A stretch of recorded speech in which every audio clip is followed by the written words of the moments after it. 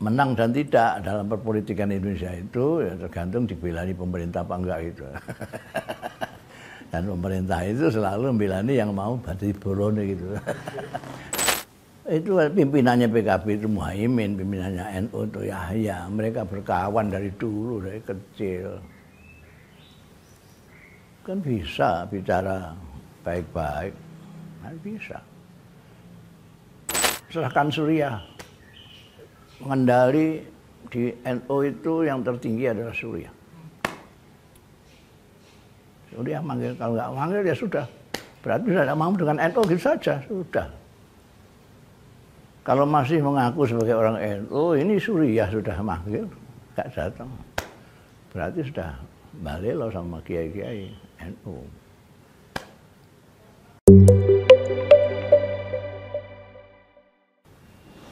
Assalamualaikum Abah. Waalaikumsalam warahmatullahi wabarakatuh. Bisa diceritakan Abah, semangat apa yang melatar belakangi NU mendirikan PKB waktu itu? Jadi pada zaman Pak Harto itu pertama kali ada pemilu 71 kemudian 77. Itu entah kenapa Pak Harto itu pikirannya gimana. Jadi kelihatan ngeri dengan NU itu. Jadi ketika tahun 71 kalau tidak salah, pemilu itu 71 itu yang bisa nyaingi partainya Pak Harto itu cuma NU. Kemudian dari Pak Harto dan Golkar terus ada odo-odo partai itu jangan banyak-banyak segala macam, dengan pengertian lain ya NU dibonsai, dimasukkan dalam P3. Jadi ada hanya P3, PDI, Golkar. Jadi semua yang Islam masukkan P3, yang tidak Islam di PDI. Nah, gampang lah ngelawan. Nah, itu lalu di situ itu NU tidak bisa apa-apa. NU itu padahal bukan politik asalnya. Banyak khidmah NU itu untuk masyarakat itu meliputi pendidikan, kesejahteraan, ekonomi, termasuk di dalamnya politik. Ketika lalu NU nanti dibonsai di P3 nanti terus khidmah pendidikannya gimana? Khidmah tarbiyahnya bagaimana? Khidmah sosialnya gimana? Maka lalu tahun 74-an itu NU menyatakan kembali ke Khitrah 126 itu. Artinya kembali utuh dengan berbagai khidmahnya. Sementara yang dititipkan di P3 hanya yang politik itu aja. Nah, ketika Pak Harto lengser, itu tidak hanya NU, yang lain-lain yang dari dulu kepengen bikin partai segala macam itu, wah, terus bikin partai karena partai-partai yang lawas-lawas yang sebetulnya senang dengan partainya sendiri lalu harus kumpul satu karena Pak Harto lengser, terus seperti euforia. Waktu itu termasuk orang-orang NU yang merasa pernah sukses dalam tahun 50-an dalam berpartai.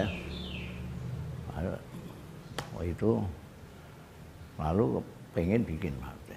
Pada tahun itu saya masih ingat, saya nulis di Jawa Pos, euforia ini mengakibatkan orang NU kepengen bikin partai. Lalu saya ada 13 poin yang saya tulis sebagai persyaratan kalau mau sukses.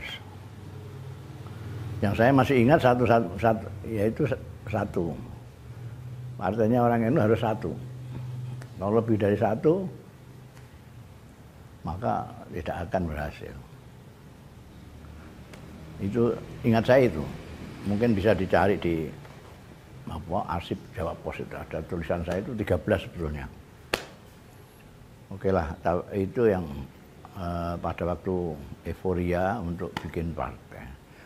Lalu kiai-kiai yang dari awal memang kecenderungannya kepada politik, seperti Kiai Khalil Bisri almarhum, putranya Kiai Bisri, Kiai Idris, putranya Kiai Marzuki Lirboyo, Kiai Dimyati Kaliwungu, dan kiai-kiai yang paham itu rembukan berkali-kali ini, rembukan bagaimana mewujudkan keinginan mumpung ini waktunya sedang orang pada bikin partai. Nah, mereka bikin partai PKB. Itu cikal bakalnya dari Rembang sini. Dari sini kemudian dibawa ke PBNU. PBNU untuk difasilitasi supaya diakui, supaya orang-orang NU tahu lah ini partai orang NU. Ketika di PBNU terus diambil alih oleh PBNU, maka mereka-mereka yang mempunyai keinginan untuk bikin partai kumpulkan oleh PBNU, ya, kemudian dideklarasikan di Ciganjur. Pada waktu itu saya tidak hadir di Ciganjur. Memang nggak datang. Pada waktu deklarasi tidak datang saya. Saya tanda tangan itu hanya karena setelah deklarasi itu Kiai Khalil almarhum dan Allahyarham Kiai Gus Dur minta saya supaya ikut tanda tangan. Ini saya anggap kakak saya dua-duanya ini, jadi saya ikut aja tanda tangan. Kenapa saya tidak datang di Ciganjur? Karena ada sesuatu yang saya tidak setuju. Karena saya mempunyai pikiran dari awal partai orang NU harus satu. Maka saya ingin semua tokoh-tokoh yang merasa mengerti politik, tokoh-tokoh NU maksud saya, masukkan saja jadi pengurus semua. Nanti itu akan di muktamar, akan ditintingi, akan dipilih oleh umat itu. Tapi nggak didengarkan, saya punya ide itu, sehingga akhirnya ada tokoh-tokoh yang mestinya dia senang politik, ini segala macam tidak diikutkan, maka lalu bikin sendiri. Allahyarham Pak Yusuf misalnya bikin PKU, ada yang PKN itu seperti Sukron Makmun. Kemudian yang di P3 lalu diam saja, tetap di P3 Maimun. Itu yang terjadi. Nah, saya bikin tanda gambarnya karena saya diajak kakak saya terus kalau ngerembuk soal ini ya. Ngerembuk soal ini, saya diajak kakak saya. Bahkan ketika kumpul-kumpul itu, saya kadang-kadang diminta oleh mereka untuk bicara gitu, untuk bicara. Seperti Allahyarham Gus Yus itu memaksa saya, pokoknya saya harus ngomong ini. Ketika mereka sedang menyepakati bikin PKB itu, saya suruh ngomong. Pada waktu itu saya ngomong, ini yang saya khawatirkan kalau kalian semua para kiai ini bikin partai, saya khawatir kalau menang. Khawatir kalau menang? Oh, ketawa semua, jangan ketawa. Soalnya kalau menang, ini Indonesia diserahkan sampean. Sampean sudah siap dengan apa? Ya itu. Mereka baru merenung gitu. Nah, seperti halnya saya ngomong dengan Allahyarham Gus Dur itu kan dulu soal peranan NU di khidmah NU di Indonesia ini apa gitu. Apa hanya seperti satpam aja. Kalau ada genting-genting terus maju ini. NU, Ansor, Banser gitu. Kalau sudah tidak ada, ya sudah mojok lagi ngerokok di pojokan gitu. Kayak satpam. Tapi maksud saya yang berdiskusi itu dimentahkan sama Gus Dur dengan mengatakan apa kurang mulia jadi satpamnya Indonesia. Itu respon atas. Gus Dur kan mempunyai kemampuan mematahkan orang. Jadi ya sudah, kalau memang cukup puas dengan apa namanya jadi satpam ya, nah itu bagus, sudah mulia sekali. Ketika Gus Dur kemudian jadi presiden, dia bingung cari menteri, cari pembantunya.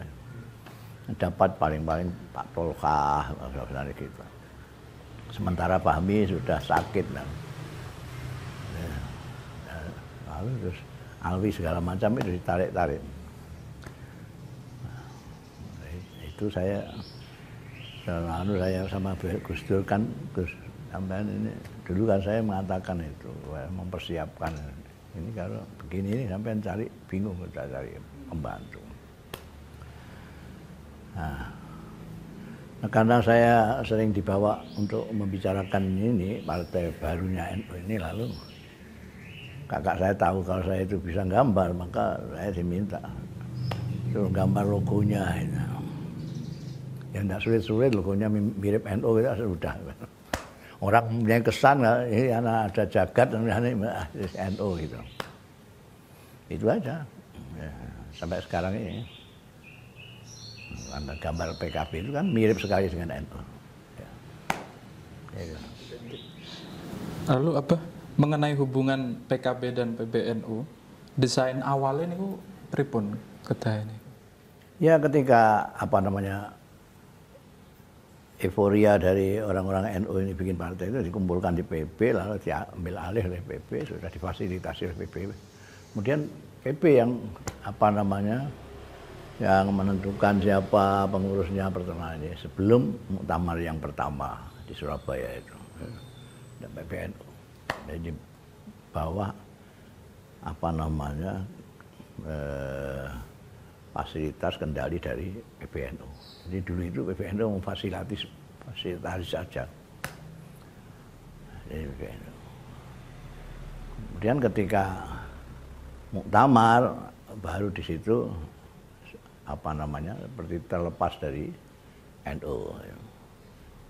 Kemudian dinamikanya terus berkembang terus sampai kemudian terjadi semacam friksi antara Gus Dur dengan Muhaimin. Muhaimin sampai ada muktamar 2 segala macam itu. Nah, tentu saja pemerintah mendekengi Muhaimin. Ya, maka yang resmi dari PKB-nya punya Muhaimin itu. Itu dulu gitu. Berarti relasinya akan disebut sebagai relasi aspiratif ya Pak ya? Hanya relasi aspiratif bahwa PKB ini platform politiknya NU. Ya, itu kan sebetulnya cuma karena NU sudah menyatakan khitohnya yang tidak berpolitik praktis. NU selalu berkhidmah untuk bangsa dan menyadari bahwa orang NU itu banyak dan berada di mana-mana. Itu khitoh tahun 84 kalau tidak salah itu, karena ya itu supaya jangan hanya orang mengklaim NU milik dia sendiri. Jadi kan dulu yang P3 menyatakan inilah partainya orang NU. Golkar juga ngomong di sini banyak orang NU juga gitu kan. Jadi mereka selalu gegeran perkara oyo-oyoan NU itu.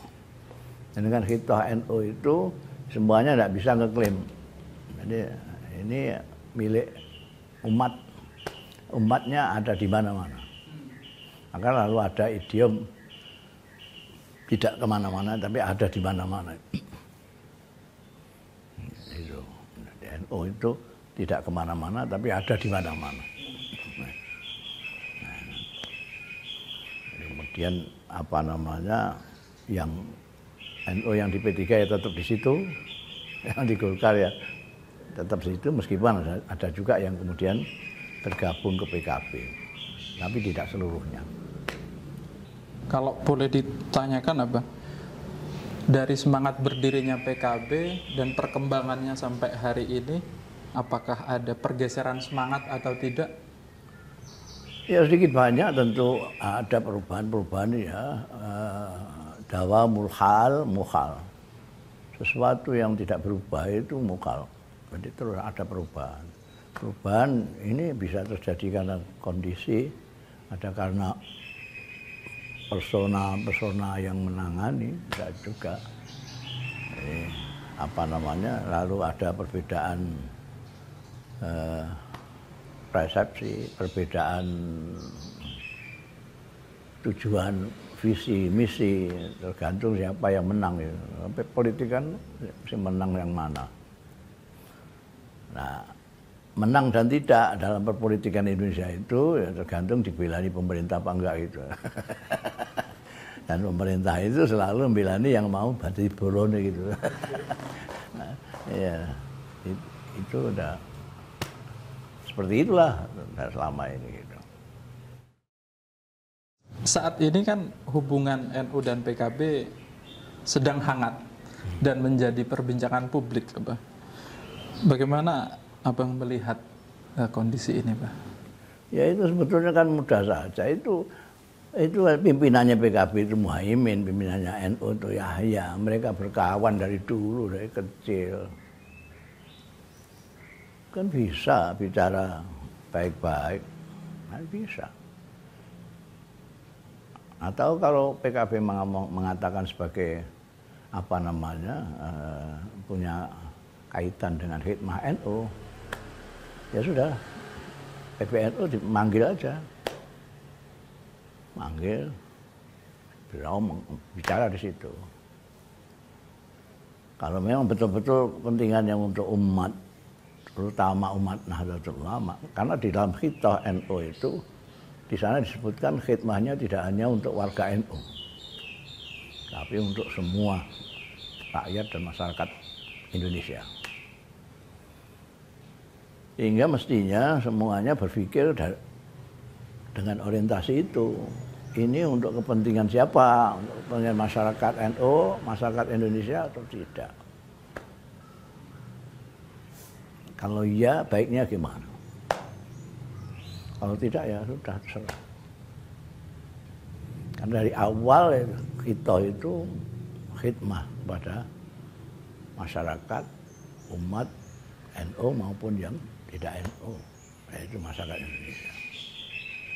Ya, sekarang kan tidak seperti itu. Politik praktis itu kemudian kendalanya adalah kepentingan-kepentingan yang sekelumit, artinya kepentingan sendiri, kepentingan kelompok, bangsa gitu-gitu itu yang menghalang-halangi kita mencapai tujuan yang mulia dari awal. Upaya untuk mempertemukan atau memanggil waktu itu pernah dilakukan oleh PBNU, Bapak.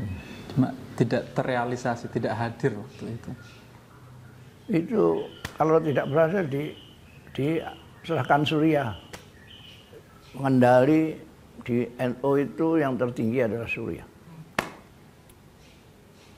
Suriah manggil, kalau nggak manggil ya sudah. Berarti sudah tidak mau dengan NU gitu saja, sudah. Kalau masih mengaku sebagai orang NU, ini Suriah sudah manggil, nggak datang. Berarti sudah balik loh sama kiai-kiai NU.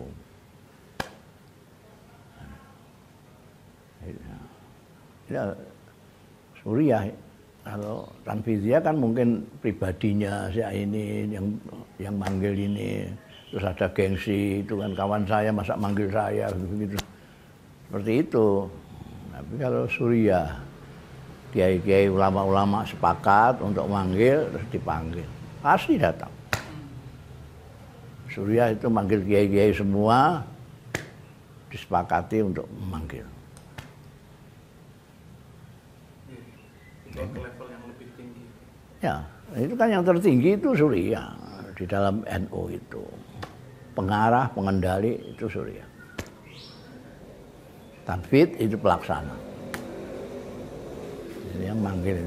Syukur kalau Suriah ini manggil kiai-kiai yang tidak struktur, tapi mempunyai pengaruh di bawah untuk diajak bersama-sama rembukan untuk kepentingan maslahatnya orang banyak pasti mereka mau. Harus dipanggil itu nggak mau ya sudah. Itu berarti tidak mau dengan NU. Ya. Kondisi ini yang terjadi di level pusat itu kan berdampak di bawah. Di berbagai kesempatan terjadi konflik lanjutan bisa dikatakan antara PKB dengan NU yang di bawah, yang Ansor misalnya, teman-teman sering terdengar gitu. Apa sih yang mesti dilakukan untuk saat ini dalam rangka tidak menjadikan eskalasi ini lebih jauh atau syukur-syukur misalnya bisa mengurangi? Yaitu Suriah bertemu. Kalau perlu Suriah memanggil kiai-kiai pesantren yang mempunyai pengaruh di bawah, dipanggil semua, jak rembukan, ini baiknya bagaimana. Nanti kalau ini tidak ditunduki ya berarti dia nggak mau dengan NU, gitu saja. Jadi Suriah berembuk dengan kiai-kiai yang tidak struktur sekaligus diajak ngomong. Ini untuk kepentingan umat, masyarakat bawah, ini bagaimana baiknya. Ada yang perlu kira-kira disampaikan terakhir apa? Ya kita itu kadang-kadang untuk membandingkan itu ada organisasi yang Islam yang namanya HMI itu kacamata HMI-nya tidak pernah dicopot. Mereka yang ke Golkar kacamatanya tetap HMI, yang di P3 kacamatanya tetap HMI. Pokoknya di mana-mana kacamata HMI tidak copot. Kebiasaan NU enggak. NU itu kalau ke Golkar kacamata NU-nya dicopot, diganti kacamata Golkar. Kalau di P3 kacamata NU dicopot, diganti. Di mana dia berada itu kacamatanya dipakai, kacamatanya NU dipakai. Sehingga kalau kacamata saya kacamata Golkar, kan Anda kacamatanya P3 udah enggak kelihatan NU-nya lagi. Tapi kalau HMI enggak, dimanapun mereka lalu bisa berembuk satu sama lain. Itu saya sudah menjadi saksi mata. Jadi ketika MPL disebut sebagai ijo royo-royo itu semua kiai banyak yang di sana, orang Islam yang NU yang tua ada di sana, Kiai Ilyas, ada Kiai Maimun, ada Kiai Khalil, yang muda banyak sekali yang di Golkar, Slamet Effendi Yusuf, ada yang di P3 seperti Nazir Muhammad, ada yang di PDI segala macam. Itu kalau orang NU dia mau bersalaman saja di ruang sidang paripurna itu, dia harus noleh-noleh dulu. Jadi anak muda NU yang di Golkar mau salaman dengan Kiai NU yang di P3, dia harus noleh-noleh dulu. Aman nggak? Iya, aman nggak? Soalnya kalau ada seniornya misalnya di Golkar, dia akan ngomong, wah reuni nih ya, gitu. Wah dia sudah. Tapi kalau HMI enggak. Mereka ngeriungi Allah yarham Nur Khalis itu biasa ya. Berapa? Yang di Golkar berapa ya? Wah, di P3 banyak ya. Nah, PDI ada berapa?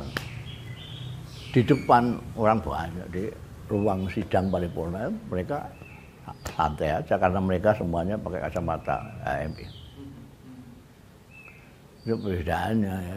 Nah, kita kan organisasi kita itu memang lain dengan organisasi modern, namanya saja organisasi, tapi sebetulnya tidak modern-modern betul. Karena kalau organisasi yang modern itu ada beberapa orang, beberapa kelompok mempunyai visi yang sama, tujuan yang sama, lalu mendirikan organisasi. Kalau NU kan enggak. NU itu sudah ada masyarakat yang kelakuannya sama di Jawa Timur. Ada kiai dan santri, ada simpatisan kiai, di Jawa Barat juga begitu. mereka itu ngumpul sudah ada, jamaah ini sudah ada. Baru diwadahi dengan jam'iyah.